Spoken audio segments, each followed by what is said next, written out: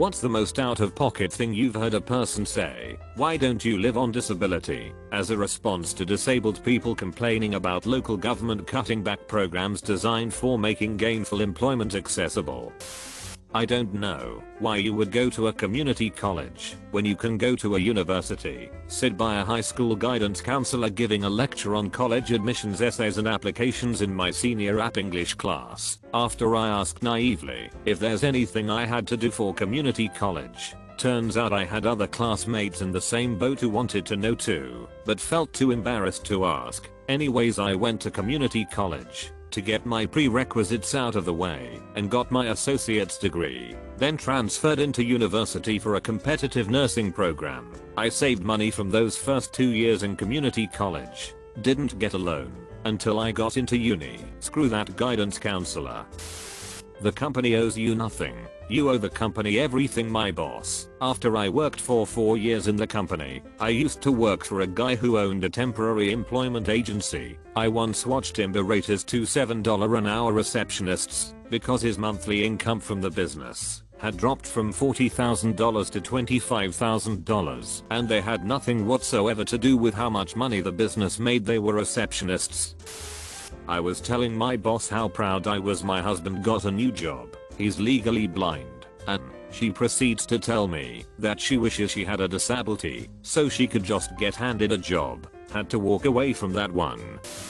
I was working at a school for the kids of the 1% and we were discussing what a millionaire was. One example I gave was owning property or assets worth $1 million or over, and the kid replied, "Oh, so everyone is a millionaire then?"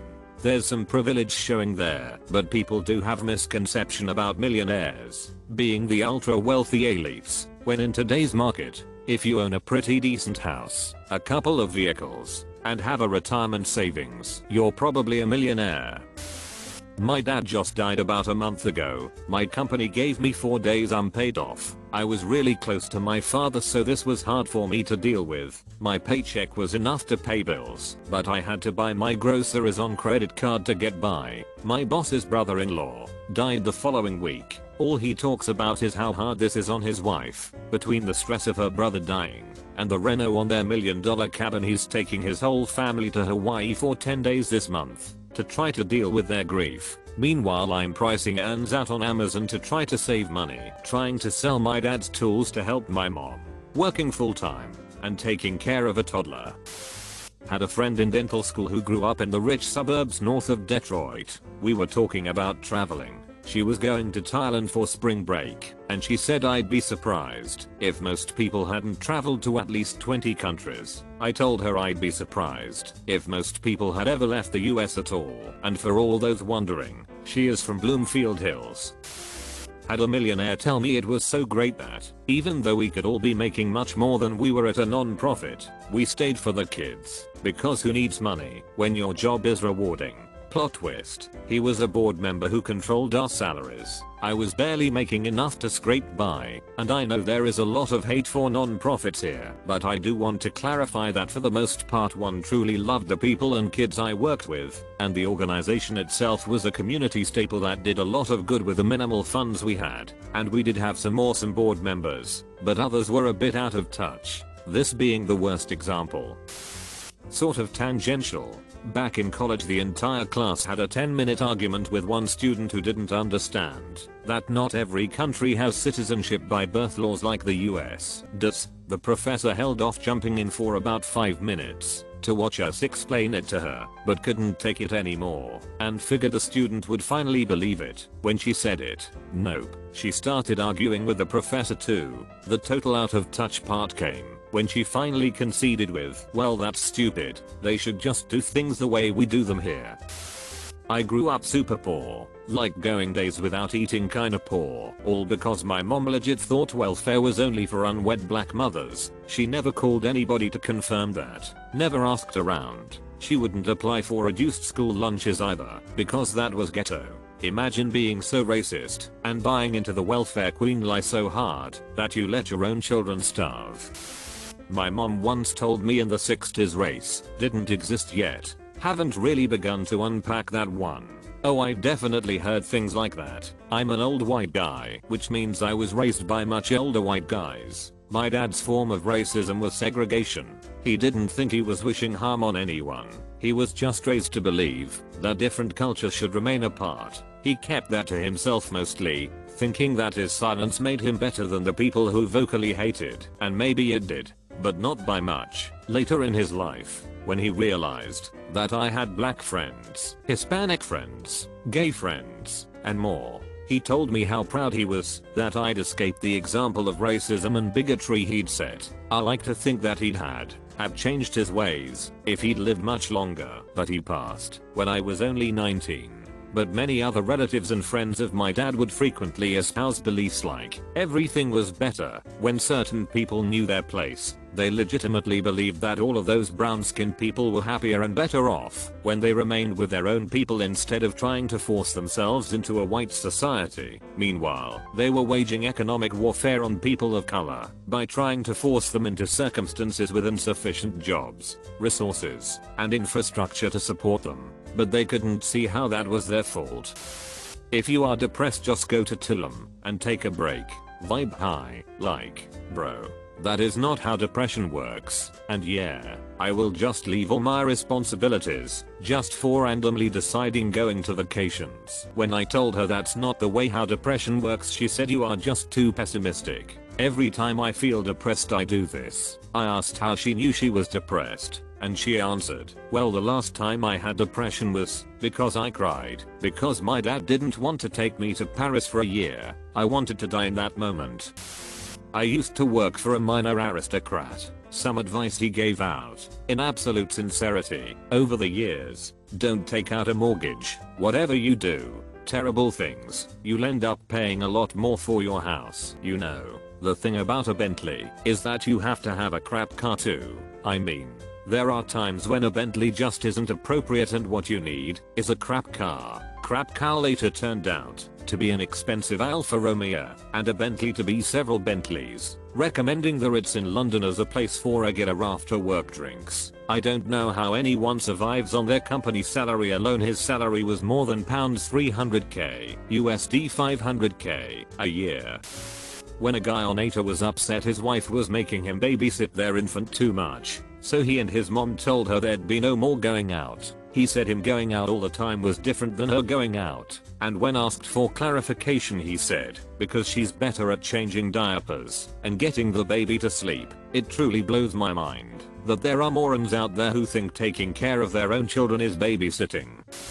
Why don't you just buy a house? What an absolutely terrific idea. Can't believe I didn't think of that. Let's see. The cheapest house in my neighborhood is currently $335,000 and has plumbing and wiring left over from the 1970s. No central heating, mold, foundation problems, a roof that needs replacing, the oldest water heater I've ever seen in my life, a gopher issue, bad windows, a terrible location with a driveway that opens up right onto one of the busiest streets in town, and the smallest backyard ever. The bank won't approve us for a loan on the mortgage because they think we can't pay it, even though we pay $200 more than it a month in rent even after the fees. That's that idea in the garbage. What other brilliant fixes do you have for my life? My boss told me that the leasing of our company car is ending and I could buy it for really cheap if I want it. Really cheap meant 20 euros for him. He pays me 750 euros a month. I'm still in training, that's why it's so little, and I live on my own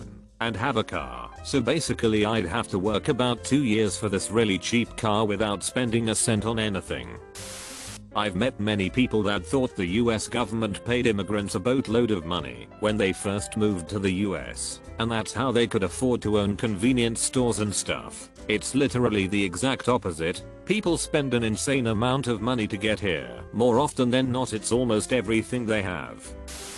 4 of my millennials friends and I rented a house from a boomer some years ago. After signing the lease, boomer turns to us and asks why we aren't buying homes and flipping them like he does. This was before the mega boom in housing prices, and we explained that we wouldn't be renting if we had buying house money. I attended a typical rich kid's high school as one of the non-rich kids, at least to the standards of the environment I was in. My family was solidly middle class. The amount of asinine Delusional stuff I heard on the daily made my skin crawl sometimes. When my ex-friend turned 16, her parents gave her one of their Beamers. The thing was maybe 5 years old. She non-stop complained at the fact her parents had the audacity to give her a used car instead of buying her the new Audi she wanted. One day, she was on another diatribe about how much her parents sucked for giving her a hand-me-down car, and I snapped and told her that she should be grateful her parents had the means to give her her own car in the first place, let alone a luxury vehicle. Her response: "Well, it isn't my problem your parents don't work hard enough. I was a peasant who shared one of my parents' cars or took the bus." Sarcasm. We are human beings and the sun is the sun. How can it be bad for you? I don't think anything that's natural can be bad for you. Gwyneth Paltrow, 2013. Let's say I get bitten by a rattlesnake. I shouldn't be worried. The venom's natural, isn't it? Just a note, she was saying this because she thought that the sun couldn't possibly be bad for you. 15 minutes of sun a day should be healthy for anyone. Pure, radioactive sunlight. No SPF. What? People still use libraries. Lady who said it never worked a day in her life has a master's in something and lives in a 5-bedroom house and used to have a working kiln in the basement and a 3-car garage with gas guzzling ovens, and she owns like the most expensive kitchen appliances. I'm sure that a catering team could work out of her kitchen. I was rendered speechless. A male friend and I were walking around his city when I noticed this guy watching me intensely and following us. We are about to get into this elevator and the guy quickly jumps in before us and make prolonged eye contact with me. So I hold us back from getting in the elevator and the guy gets off and walks away. Tell my friend about it and he tells me how hurt he felt that I robbed him of his ability as a man to protect me. The fact that he thought I should ignore my own sense of self-preservation just to soothe his own ego was one of the most out of touch things I heard in a while. Former employee when I confronted him on how has been treating coworkers. I've worked with those types of people before. What types of people? You know, women. I was 16 when I lost my dad. Our family is very, very close and I wasn't expecting. So I was hit pretty hard. A month after his death, I was picking up a book at a friend's house, but my friend wasn't home. So her mother was the one to give me the book. She asked how was my family, and I said we were trying to get back on our feet. Her exact words were, "Oh, don't worry honey, give it a year or two, and you even forget your father ever existed." I was so shocked. She continued saying that first we forget their voices, and then their faces. I left her house feeling numb, sad and scared that I would forget my father. When COVID first became a pandemic and grocery stores in the US were out of stock of everything because people were panic buying, I was telling a person I was living with that they should leave food so other families could eat, and they said I don't care about other families. For reference, they bought 4 gallons of milk in one shopping trip for a small family, and other extreme quantities like that. This is the same person who, when my pop-up died while they were on a vacation, was also out of touch. "Well, I guess it's good you didn't go with us after all," was the first thing they said when they saw me. A few months ago there was this thing on the news where they tried to break down the average American spending with a pie chart. They had some of the most ridiculous things I have ever seen listed on that chart. For example, they seem to believe that the average lower middle class American donates between $300 and $600 a month to charity. Yeah, point okay. Tell that wasn't pieced together by a bunch of rich people who are completely out of touch with what it's like to be middle class or lower middle class. I work at a grocery store in an area that is mostly students, but adjacent to a couple super affluent neighborhoods. We get a lot of students using it/food stamps, but also a lot of wealthy middle-aged people. One time I scanned and bagged a girl's groceries, but when she swiped her ad she was about $5 short. I turned the transaction screen around, and we chose a few items to void so that she could pay and also have a little left on her card. Then I remove the items from her bags. She pays, gets her receipt, etc. By this time the man behind her has been waiting for about 4 or 5 minutes. I ring him up for his cart, which includes a $50 bottle of scotch, BTW, and he starts saying how rude it was that the girl didn't just pay with her other card. Normally I would just change the subject, but he kept talking about it. As he's doing this, I ask if he knows how many smoked salmons are in his cart, so I can enter a quantity instead of scanning each one. And he says, "Oh, I'm not sure, a bunch. Not that this matters, but smoked salmon is super pricey and it just added to the whole thing." Finally I finish bagging his groceries, and he hands me one of those ostentatious metal / heavy / thick / whatever credit cards and goes, "This one won't decline," and winks at me. I guess it wasn't one thing he said, but it was just such an uncomfortable interaction, and he was genuinely annoyed at and confused by the girl not just using her other card. I honestly don't even know if he understood how debit cards worked, let alone net cards. I'm so glad she left by then and didn't have to listen to him. Also, who the hell needs what ended up being 7 smoked salmons?